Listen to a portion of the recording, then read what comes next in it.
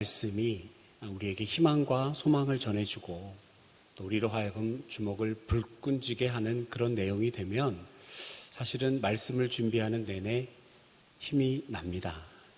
그런데 오늘처럼 죽이고 죽는 일들만 가득한 본문을 대하면 괜히 저도 마음이 우울해지고 속상하고 그런 마음들이 듭니다. 사사기를 계속 묵상하고 있습니다. 여호와의 목전에 악을 행한 그들, 하나님께서 그들을 이방 민족의 손에 넘기시고 그 가운데 고통당하던 이스라엘 백성들의 신음소리를 들으시고 사사를 보내주시고 또 언제 그랬냐는 듯이 죄를 짓고 사사를 보내주시고 또 죄를 짓고 하는 반복적인 패턴이 이루어지고 있습니다. 오랜 시간 동안 우리가 불옥과도 같은 이야기를 나누고 있습니다. 있어서는 안 되는 폐륜적인 죄악들이 가득한 세상, 모두가 이스라엘의 왕이 없을 그 때에 백성들을 다스리는 인간의 왕뿐 아니라 세상을 통치하시는 존귀하신 하나님의 말씀이 없던 그때 도덕은 땅에 떨어진 지가 오래되었고 같은 민족끼리 전쟁을 벌이고 수많은 사람들이 영문도 모른 채 그렇게 죽어나가고 있습니다.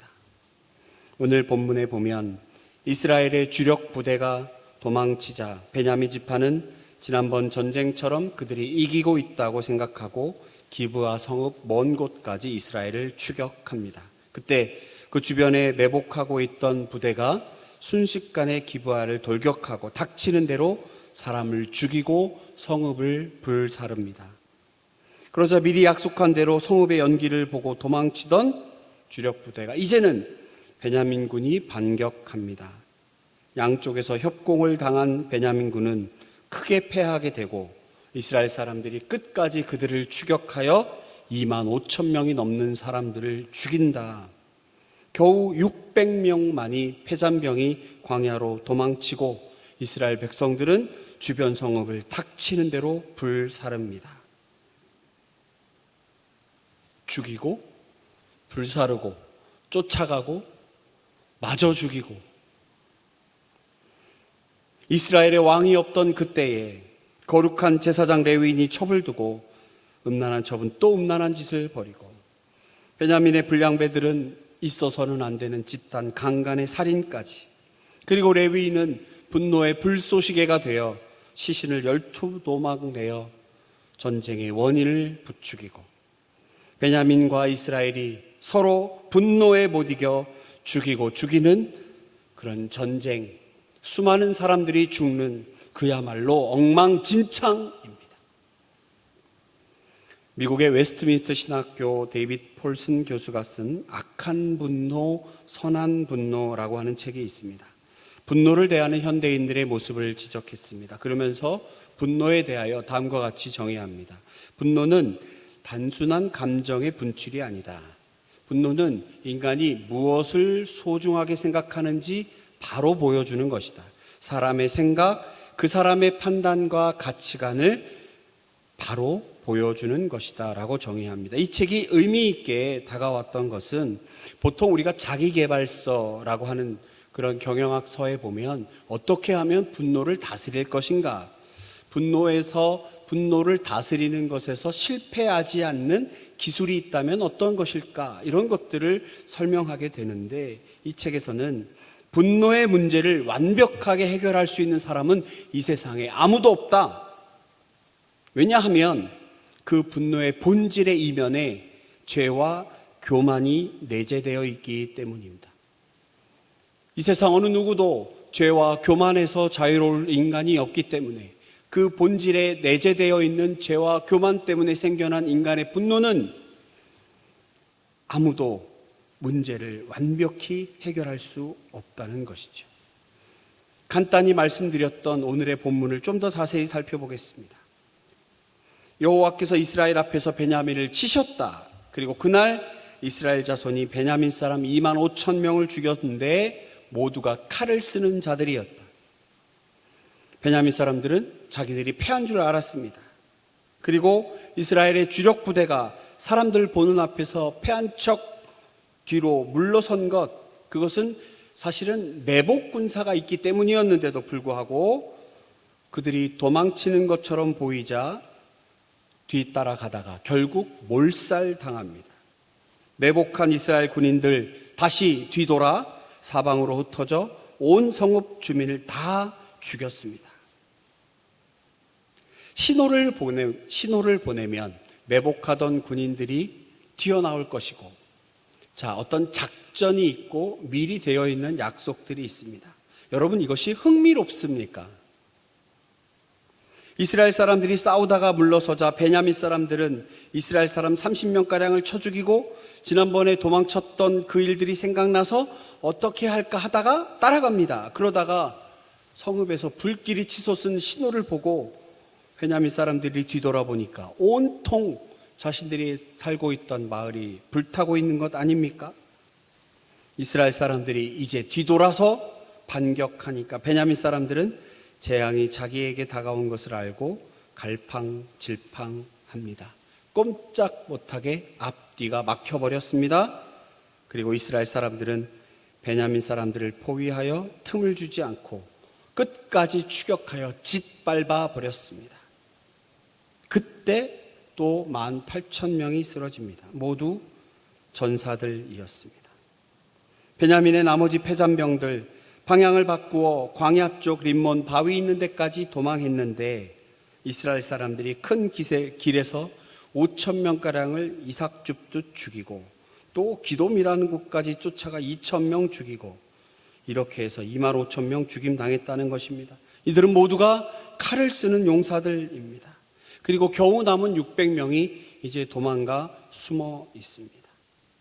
이스라엘 사람들은 이제서야 베냐민 사람들에게 그들이 살고 있던 도시로 돌아와 사람과 가축 만나는 대로 다 칼로 쳐 죽였고 성읍마다 모조리 불을 질렀습니다. 삼국지를 읽고 있다면 흥미로웠을 것 같습니다. 아, 이런 전술이 있었네?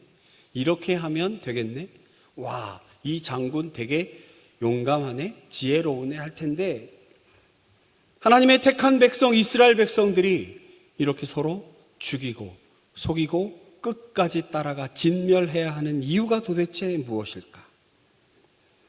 오늘 본문 곳곳에서는 이스라엘의 잔인한 공격이 기록되어 있습니다. 분노와 증오를 절제하지 못하는 사람들, 이스라엘 사람들은 이제 제정신이 아닌 것 같습니다. 어른이건 아이들이건 여자건 남자건 간에 닥치는 대로 칼로 죽이고 불에 태웠습니다. 마치 징그러운 벌레를 짓밟아 죽이듯 자신들의 동족을 잔인하게 죽이고 있습니다. 지금은 많이 잠잠해진 것 같습니다. 하지만 신문 기사에 심심치 않게 등장했던 이슈가 있었죠.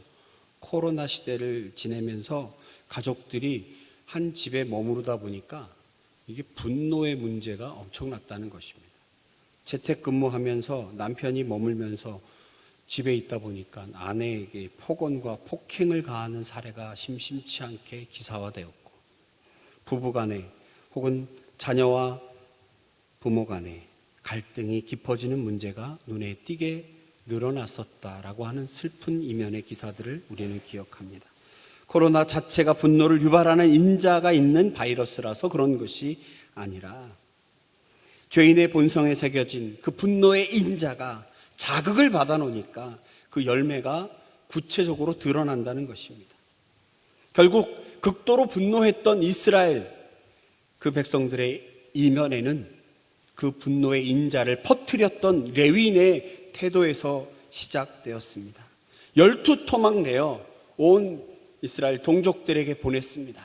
전쟁을 부추겼습니다. 분노의 인자를 건드려 놓으니 온 이스라엘이 들끓듯 서로를 죽고 죽이고 한 지파를 진멸했던 것입니다. 여러분, 그런데 우리가 사실 이 전쟁이나 악에 대한 진멸을 오해하지는 말아야 합니다. 왜냐하면 신명기서에서도 하나님은 전쟁을 통해서 진멸해라 라는 명령을 내리시기도 합니다. 신명기 13장 12절 16절까지 다 읽을 수는 없지만 제가 한번 읽겠습니다. 만일 그 성읍이 다른 사람에게 우상을 섬기자고 유혹하는 것을 보고도 벌하지 않고 그를 두둔하면 그 성읍의 사람들을 칼날로 죽이고 그 성읍의 모든 것을 불살라 버려라 라고 신명기에 말씀하셨습니다. 비록 베냐민 지파를 죽이라 벌하라 하는 것 하나님의 뜻이라 할지라도 하나님께서 정한 기준이 있었습니다.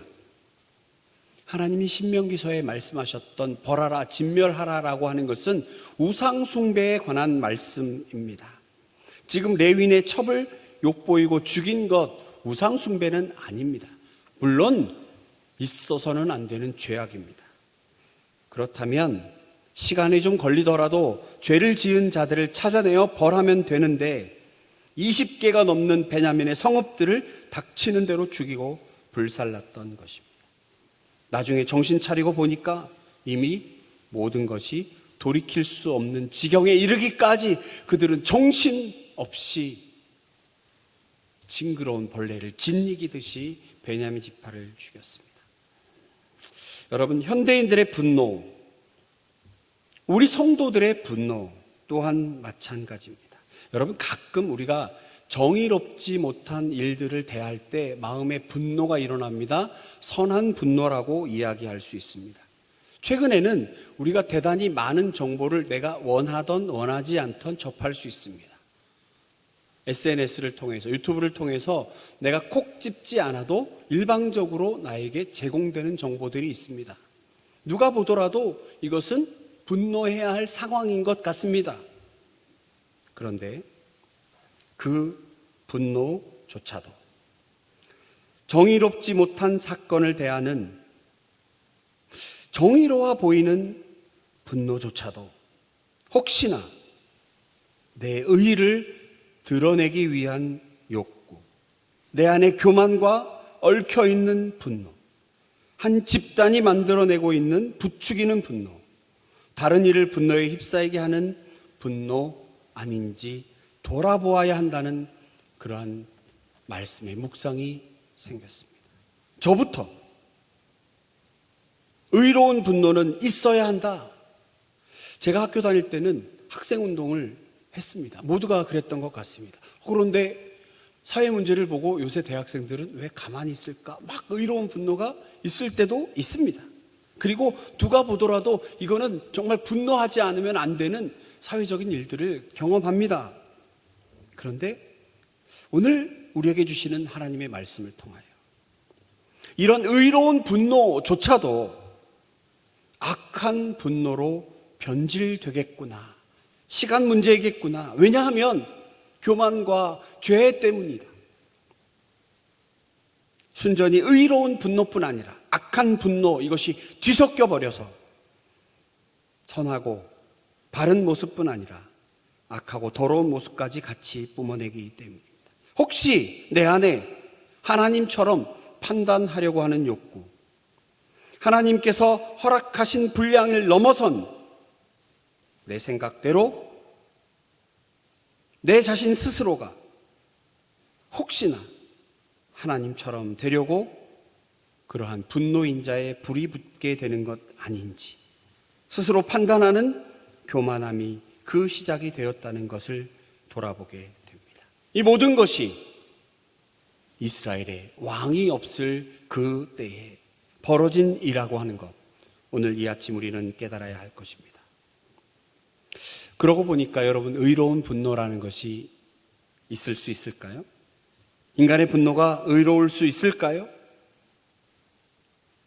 원래 죄의 습성을 가진 인간은 의로운 분노만을 가지고 분기탱천할 수 없다는 것입니다. 지금 이스라엘의 분노는 내면에 숨겨놓은 여러 가지 죄된 욕망의 표출입니다. 이 모든 것이 이스라엘의 왕이 없을 그때에 벌어진 일들입니다. 그렇다면 지금은 어떻습니까? 헌법이라는 것이 분명히 있고 모두가 인정하는 사회적 합의도 있는 이 시대에 크게 다르지 않는 이유가 무엇일까? 왜 우리 사회에는 분노가 멈추지 않는 것일까?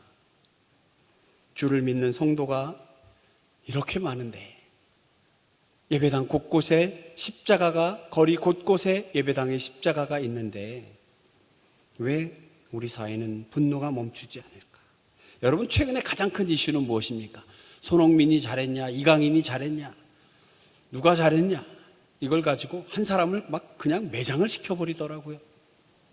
우리는 진실을 모르니까. 그런데 막 분노합니다.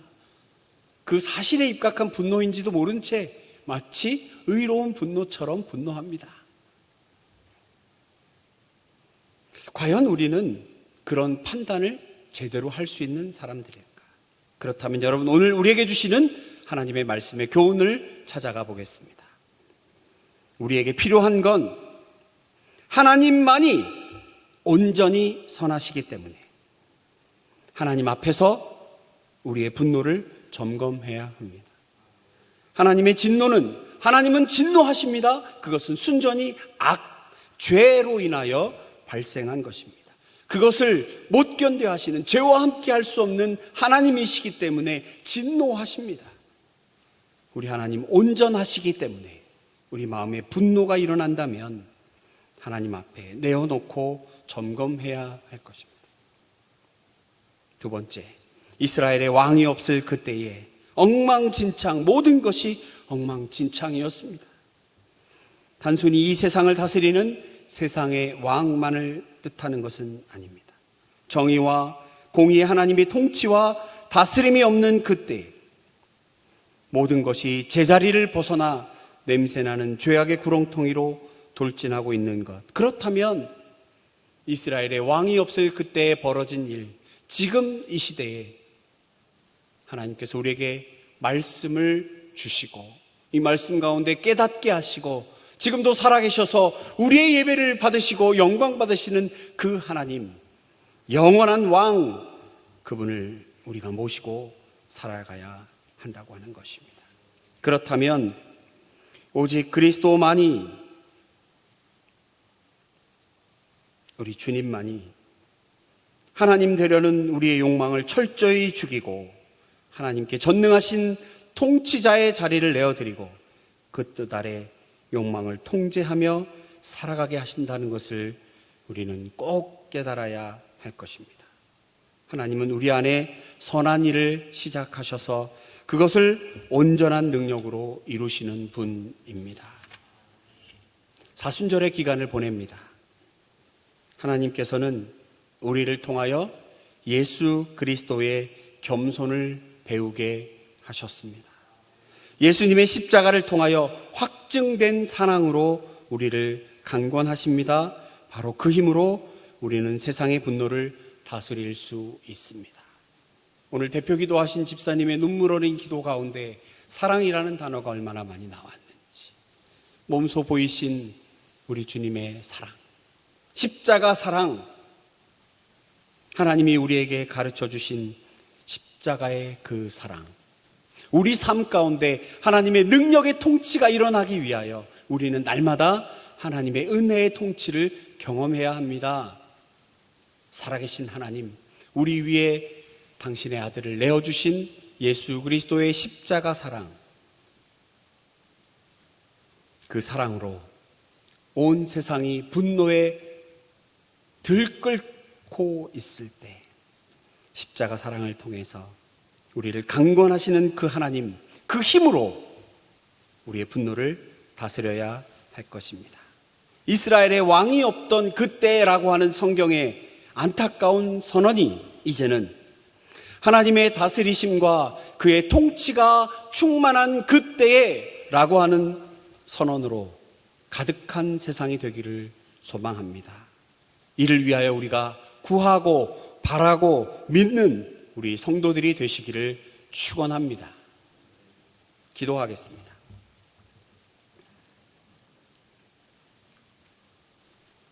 우리의 연약한 인간들을 긍휼히 여겨 주시옵소서.